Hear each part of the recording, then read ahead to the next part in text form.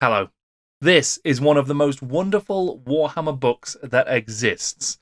Fantasy Miniatures from 1988, a book that showcases some of the most amazing entries in that year's Golden Demon competition. It is an inspiring compendium chock full of beautiful photos of beautiful miniatures. But not just that, it's a time capsule that looks back 40 years into the history of the hobby and lays the foundations for what it would become over that period. There is so much amazing stuff in here that really shows the roots and how far we've come from them to this incredible miniature painting hobby. So, because sometimes I just like to get a little bit nostalgic and warm and fuzzy inside, I thought I would spend a few minutes just going through some of my favourite parts of this incredible book and sharing those with you. I'm Jordan, this is Jordan Sorcery, and today I'm revisiting 1988's Fantasy Miniatures.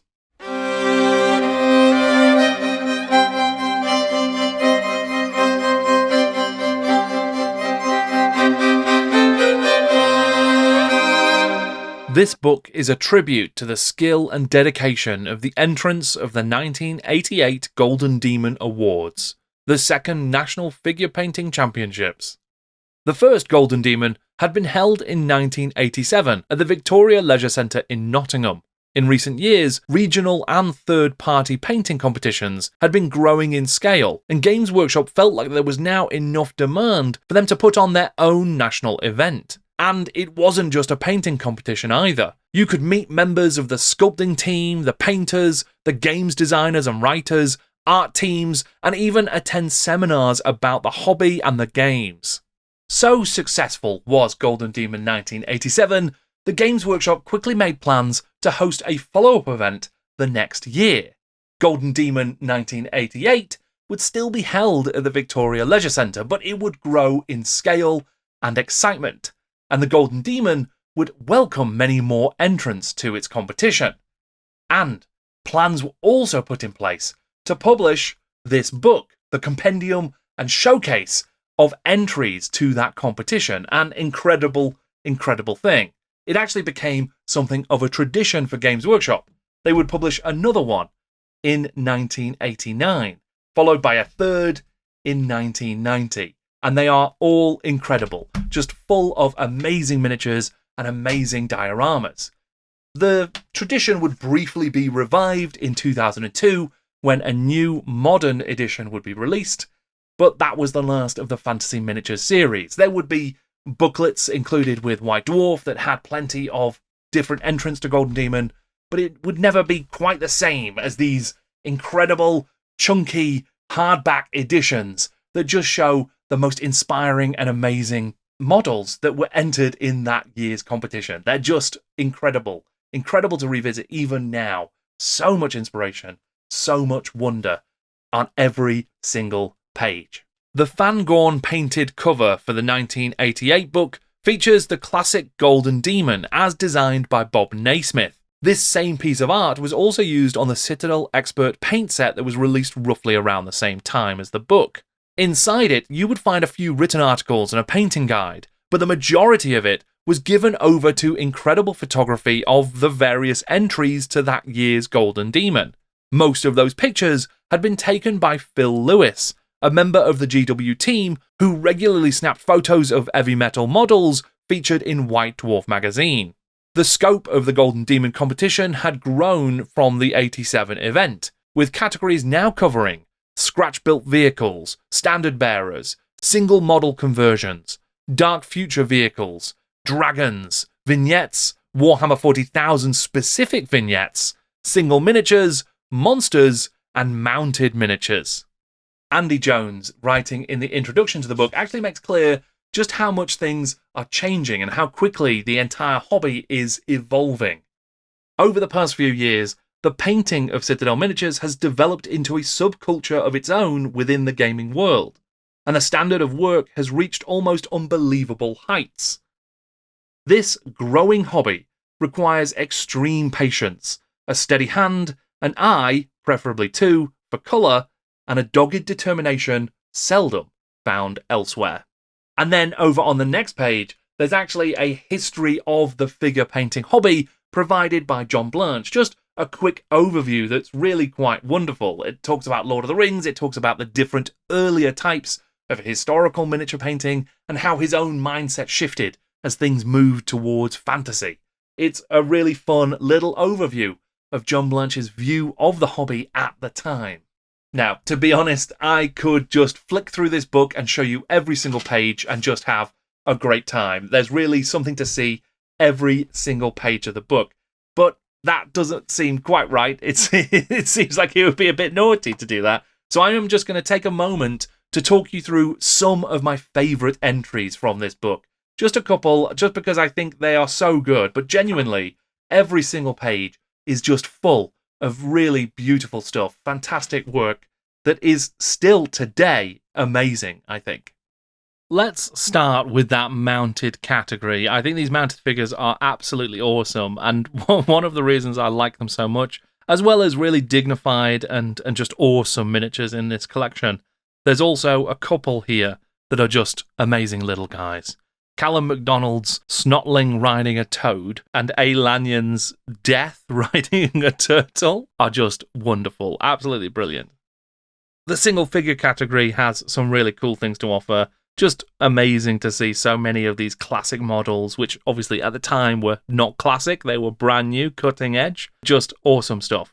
During this era, it wasn't possible for stuff to enter the competition. There was no open category just yet. But they did, in the book, include a showcase of Games Workshop staff miniatures. So there are pictures here for artists and painters like Richard Wright, Mike McVeigh, Colin Dixon, Kevin Adams, Ali Morrison, Phil Lewis, John Blanche himself. And as you would expect, they're all just absolutely amazing. So many characterful models and amazing paint jobs here that just really bring these miniatures to life. I'm quite taken by Richard Wright's Rothiog, the ogre captain. I just always love that miniature, but there's so many to choose from here. Colin Dixon's Chaos Troll and Kev Adams' converted orcs are just really special. There are also showcases for a couple of non-Games Workshop painters who would go on to become regular contributors to or official members of the Heavy Metal team. Paul Benson, Fraser Gray, Michael Immig, all of them would be featured regularly in White Dwarf during this period. I quite like in the Monsters category, S. Mussered has done an amazing imp on the Dwarf Dragon Slayer's base. There's a Zote. A. Hopwood even did a really cool Balrog conversion to have him painting a Space Marine. I quite like the Dark Future Cars category as well, just getting to see a completely different scale, a different type of miniature that would be around for a couple of years during this period, but then would fade away. One of the best categories for me is the single figure conversions. There is so much creativity here in such small packages. It's so great. The Street Orc is just really fun by Stephen Joyce. And there's amazing models by David Chevelle, David Jackson, and Andy Thomas. But I am most impressed. I absolutely love this. Darren Webb has done an absolute rabble of snotlings spilling over from a Citadel mug. It is absolutely brilliant. What an incredible creation. The 40k vignettes and squads feature some really fun stuff, and there are things that you would see for many, many years to come. But one thing that I really like is the preponderance of Eldar. We just see some really fun Eldar units, and the wild and lanky dreadnoughts and walkers of the earlier era. I've not dwelt on every single category because there's so many cool models, but jumping ahead to the winners, we can just see so many brilliant pieces here. Graham Appleby's Dragon came in third, and it is so special. I love this Dragon Masters model, and I love the work that Appleby has done with it.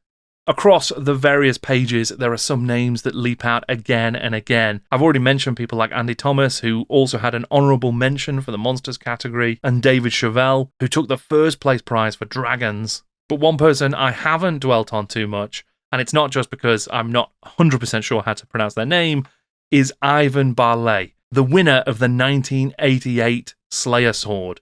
His absolutely stunning War Mammoth conversion is truly timeless. The kind of model that still stands out today. It's still amazing. It turns up in lots of different places. You can see it in White Dwarf. It's regularly referred back to, and it's just absolutely amazing.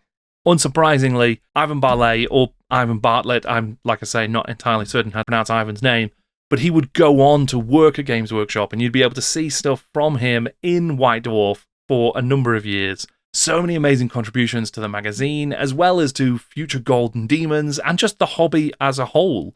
He was one of those amazing painters who was helping to push forward what was actually possible, what people could see and be inspired by and go on to make themselves. So there you go, a very brief look at a very brilliant book. I really, really like these books. All 4 of them have loads to offer, just magnificent stuff. If you enjoy looking at heavy metal, then you would enjoy looking at these. If you can get a chance to see them in detail and spend some time with them, I would absolutely recommend it. They're just worth poring over because there's so many awesome details, and it really does speak to just a different era in the Warhammer hobby. It's wonderful to see. I truly enjoy it, especially now when it's really cold out there. The climate is cold, and sometimes you just need something that's a bit warm and a bit nice to just escape into. And this is a really good way to do it, especially if you're not a very good painter yourself, because you can sort of live vicariously through some amazing painters' work.